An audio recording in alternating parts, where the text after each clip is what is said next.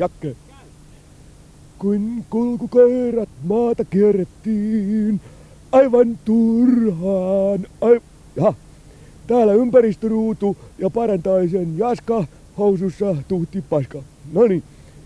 Tänään keskustelemme maaseudun tulevaisuudesta. Me olemme täällä Parkkalassa erään pientilan entisellä pellolla. Ja täällä ei näy enää mitään. Vieraanamme on tänään valtion ohjeistamispäällikön erittäin hyvä kaveri Eero Kakko. Eero Kakko, mikä on maaseudun tulevaisuus nyt? Pahalta näyttää. Tämäkin paikka on muinoin ollut täynnä pittoreskia pikkutilkkutäkki maatilaa, jossa onnen oikaraiset rapsauttelevat kultajyviään kuin pieniä onnen papanoita. Koska meiltä loppuu maito ja voi ja piimä ja kaikki muut jogurtit. Eivät lopu koskaan. Niinhän se on tietenkin. Kuule, syötkö voita? Henkilökohtaisesti en syö mitään.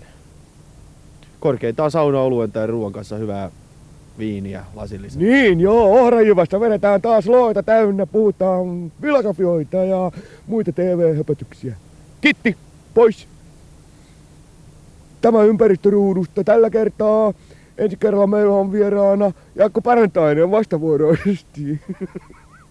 Hoho, meinaa pokka pettää. Morjes!